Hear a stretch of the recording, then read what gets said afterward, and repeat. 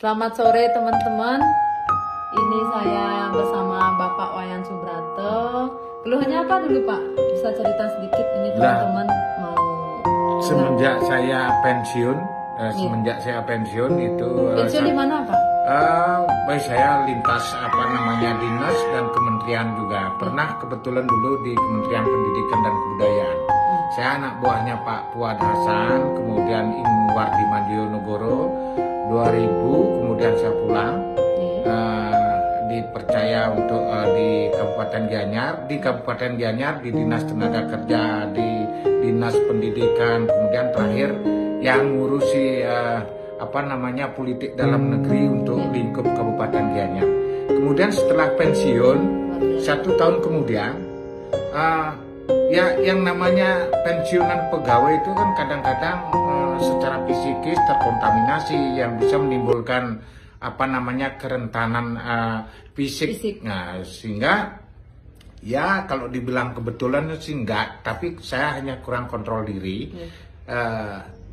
Begitu pensiun, keluar detak jantungnya agak berdebar, kemudian kaki kesemutan, semangat sudah enggak ada lah. Artinya di usia kira-kira 62 tahun itu tidak seenergik dulu, tetapi kemudian begitu saya kenal dengan beliau ini, kebetulan Bu Agung ini betul-betul Pohowai itu rekrutmen tenaga Pohowai itu betul-betul pintar sekali. Jadi menemukan sosok Bu Agung ini memikat, dalam arti bisa mempengaruhi dan memberikan sebuah keyakinan kepada saya untuk menggunakan alat Pohowai. Dan saya bersyukur, yang paling saya syukuri itu adalah Pohowai adanya di Indonesia berkat Bapak Mr. Nicholas Chang. Itu sebenarnya. Nah, cuma sekarang kami sudah merasakan perubahan jauh lebih bagus, dan satu hal yang perlu kami lakukan adalah bagaimana menularkan.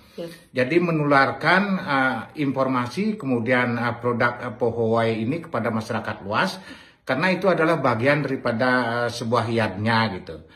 Ketika kita mampu menyampaikan alat itu dan dipahami oleh masyarakat banyak dan memberikan manfaat kesehatan, itu akan jauh lebih berarti daripada finansial ataupun uang. Mungkin itu saya sudah merasakan luar biasa. Dan satu lagi mumpung saya ingat, ketika saya cek rutin setiap bulan di dokter, kemudian kebetulan dokter Erna itu menangani jantung kami. Kemudian karena sudah beberapa kali kontrol, pertanyaan habis, akhirnya saya bertanya satu-satunya habis pertanyaan, dokter, kapan saya akan mati ini? Bisa nggak hari ini? Nah, jadi dokternya senyum gitu sambil melihat saya malu-malu gitu. Dan juga melihat data tensi, kemudian debar jantung, kemudian lah ini normal Bapak, ini kok minta mati sih gitu.